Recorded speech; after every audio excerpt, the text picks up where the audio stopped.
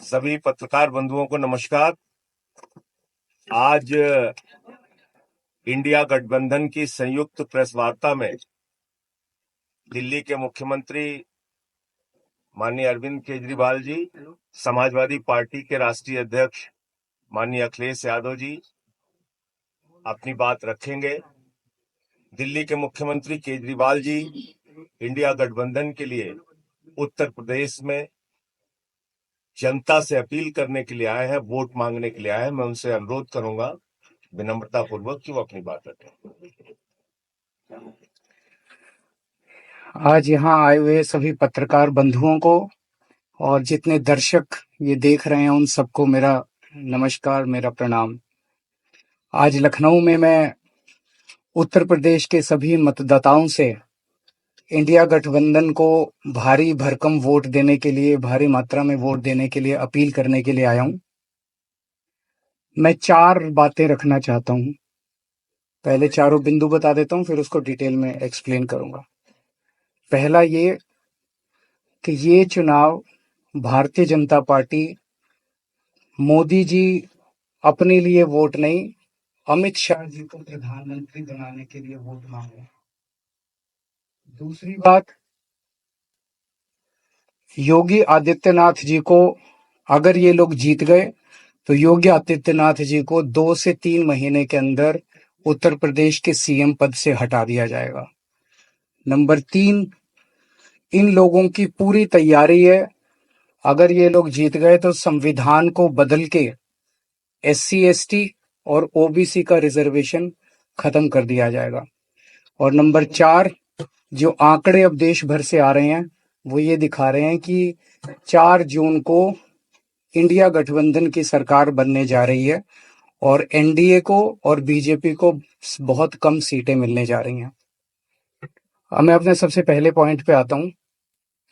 जब 2014 में प्रधानमंत्री बने थे नरेंद्र मोदी जी, तो उन्होंने खुद एक रूल बनाया था कि भारतीय जनता पार्टी के अंदर और उनकी सरकारों में 75 वर्ष से ऊपर कोई भी व्यक्ति होगा तो उसको संगठन में और सरकार में किसी भी पद पे नहीं रखा जाएगा, उसको रिटायर कर दिया जाएगा। और उसका सबसे पहले उस रूल के तहत आडवाणी जी को और मुरली मनोहर जोशी जी को रिटायर किया गया था। और उसके बाद तमाम यशवंत सिन्हा जी, सुमित्रा महाजन जी, कई लोगों को यहाँ टिकट नहीं मिली। कई लोग जो पद पे बैठे हुए थे उनको पद से इस्तीफा दिलवा के उनको हटाया गया। ऐसे कई सारे लोग हैं। तो अब अगले साल 17 सितंबर को प्रधानमंत्री मोदी जी 75 साल के होंगे और मोदी जी ने तय कर लिया है कि अमित शाह जी को वो अपना वारिस बनाएंगे और अमित शाह जी अगले साल 17 सितंबर को देश के प्रधानमंत्री बनाने का उन्होंने तय किया है, मोदी जी ने। इसके ऊपर मोदी जी पिछले 1-2 साल से लगे भी हुए हैं, क्योंकि भारतीय जनता पार्टी के अंदर अमित शाह जी के सामने जो जो बाधाएं पैदा कर सकता था नेता, एक एक करके उन सब नेताओं को साइड कर दिया गया, उनका पत्ता साफ कर दिया गया। शिवराज सिंह चौहान को हटा दिया गया, वसुंधरा राजे को हटा दिया गया, डॉक्टर रमन सिंह को हटा दिया गया, देवेंद्र फडणवीस को खत्म कर दिया गया, खट्टर साहब को खत्म कर दिया गया। एक एक करके सबको खत्म कर दिया गया। एक ही शख्स बचे हैं जो अमित शाह जी के रास्ते का कांटा बन सकते हैं। हेलो, आवाज आ रही है?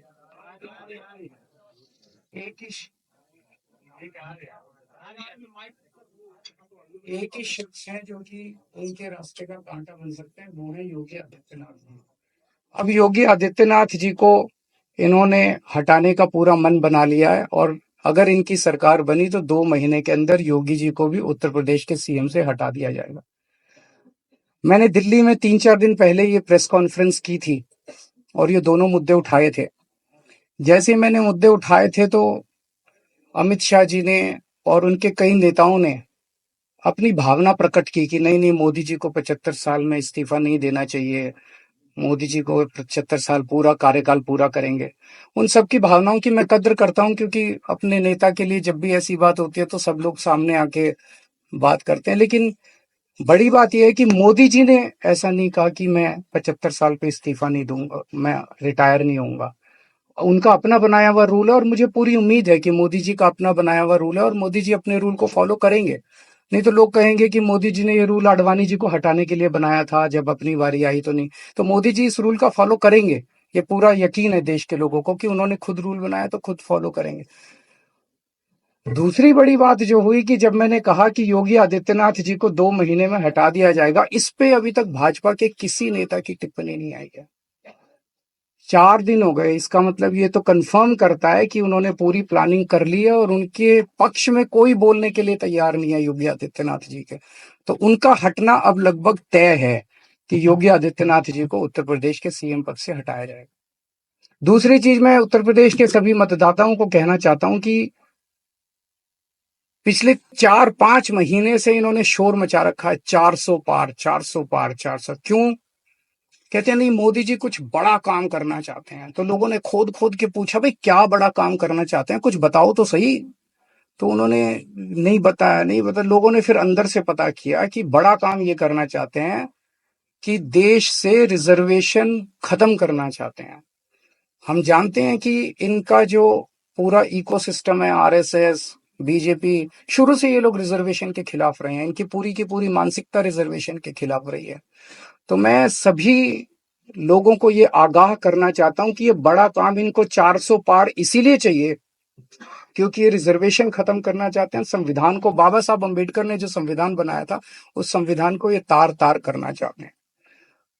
पूरे देश भर से अब जो ट्रेंड आ रहे हैं, वो ट्रेंड ये दिखाते हैं कि भारतीय जनता पार्टी को 250 से भी नीचे, मेरे हिसाब से 220 के आसपास, 3-4 दिन पहले भी मैंने कहा था, 220 से कम सीटें इनकी आती हुई नजर आ रही हैं। आप हिसाब लगा लीजिए। मैं हरियाणा होके आ रहा हूँ कल परसों।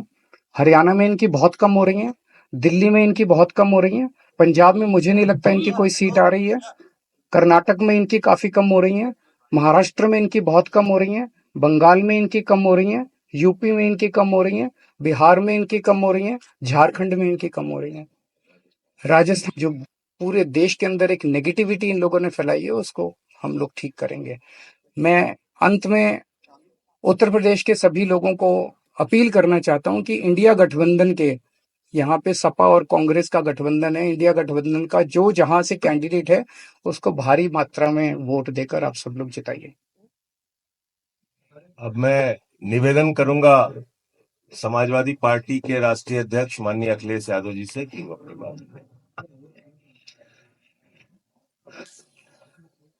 आदरणीय अरविंद केजरीवाल जी का मैं धन्यवाद देता हूं। उन्होंने बहुत महत्वपूर्ण बातें आपके सामने रखी हैं। जो देश का माहौल है और 4 चरणों में भारतीय जनता पार्टी चारों खाने चित हो चुकी है और उनके आंसुओं की नदी उफान में है। भारतीय जनता पार्टी जो 400 पार का नारा दे रहे थे, अब समझ में आया है 4 चरणों के बाद,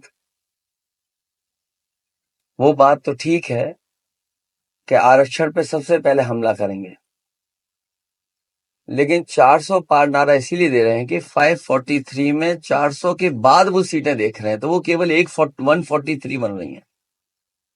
तो वो स्वयं स्वीकार कर रहे हैं कि 143 से ज्यादा वो सीटें जीतने वाले नहीं है, क्योंकि 400 पार सीटें 143 ही बनती हैं और 140 करोड़ की जनता इस बार इन्हें 140 सीटों के लिए भी तरसा देगी। ये यूपी, दिल्ली और पंजाब, ये 99 सीट के खेल में ही उलझ जाएंगे। यहां कुछ इन्हें हासिल होने वाला नहीं है। रोटी कपड़ा और मकान की तो लड़ाई हम लोग लड़ेंगे, लेकिन रोटी कपड़ा और मकान से पहले हमें संविधान बचाना है। संविधान बचेगा तो लोकतंत्र बचेगा और बाबा साहब भीमराव अम्बेडकर जी का दिया हुआ संविधान, ये हमें अधिकार, हमें न्याय दिलाता है। भारतीय जनता पार्टी की इस साजिश को आम लोग समझ गए हैं और इस बार सबसे बड़ी हार भारतीय जनता पार्टी की होने वाली है। अभी तक तो हम ये कहते थे कि ब्रह्मांड का सबसे बड़ा झूठ बोल रहे हैं। अब लग ये रहा है हारने के बाद ये ब्रह्मांड का झूठ का विद्यालय खोलेंगे, यूनिवर्सिटी खोलेंगे और वाइस चांसलर और डीन पहले से ही रिटायर होकर के वहां अपने आप नियुक्त हो जाएंगे। इसलिए देश को बचाने के लिए आदरणीय अरविंद केजरीवाल जी आए हैं, हम लोगों का सहयोग और मदद करने के लिए आए हैं। मैं इनका धन्यवाद देता हूं। और आप पार्टी, इंडिया गठबंधन, समाजवादी पार्टी, हम सब मिलकर के भारतीय जनता पार्टी को हटाने जा रहे हैं।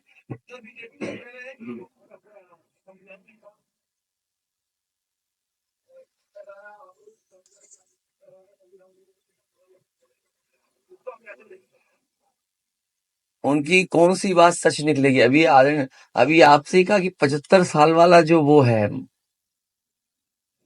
रूल नियम, उसको तो फॉलो किया जाएगा ना, इसी से पता लग जाएगा।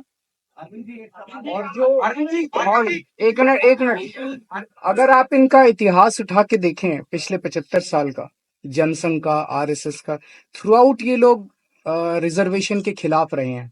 तो अब 400 सीटें लाके ये संविधान बदल के उस रिजर्वेशन को खत्म करना चाहते हैं। अरविंद जी, स्वाति मालीवाल के मामले में अभी तक आप कुछ बोले नहीं है।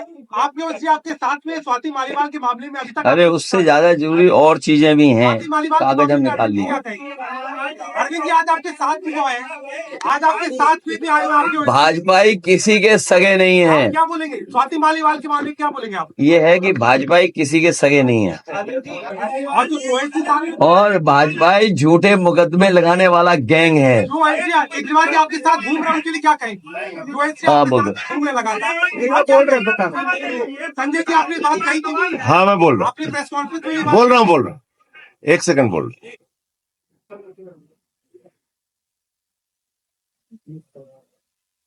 सब लोग, पूरा देश हतप्रभ है, दुखी है, आज तक पीड़ित है। मणिपुर के अंदर एक कारगिल योद्धा की पत्नी को निवस्त करके घुमाया गया, सैकड़ों महिलाओं के साथ दरिंदगी हुई, भारत के प्रधानमंत्री खामोश रहते हैं। हजारों महिलाओं के साथ प्रज्वल रवन्ना ने बलात्कार किया, दरिंदगी की, मां की उम्र की महिलाओं के साथ। प्रधानमंत्री कहते हैं ये भारत को मजबूती देगा, इसी को वोट देना। ये भारत का भविष्य है प्रज्वल रवन्ना, उसको भगा दिया जाता है बीजेपी के द्वारा। पहलवान बेटियां जब जंतर मंतर पे लड़ रही थीं न्याय मांगने के लिए, तो यही स्वाति मालीवाल जो महिला आयोग की अध्यक्ष थीं, रात में उनके समर्थन में गई थी, पुलिस के लोगों ने घसीट के मारा था। हमने देखा यहीं उत्तर प्रदेश के अंदर कुलदीप सेंगर के मामले में, हाथरस के मामले में, देश के प्रधानमंत्री खामोश रहते हैं, एक शब्द नहीं बोलते। आम आदमी पार्टी हमारा परिवार है, पार्टी ने अपना रुख साफ कर दिया है और मैं चाहता हूं जितने विषय मैंने आपके सामने रखे हैं, देश के प्रधानमंत्री और भारतीय जनता पार्टी को जवाब देना चाहिए। स्वाति मालीवाल के मामले में जवाब देना, जब वो पहलवान बेटियों के लिए जंतर मंतर पे न्याय मांगने गई थी स्वाति मालीवाल जी, उस समय घसीट के मरवाया पुलिस वालों से। तो इसलिए इस पे राजनीतिक खेल ना खेलें, मैं सिर्फ इतना कहना चाहता हूं। धन्यवाद।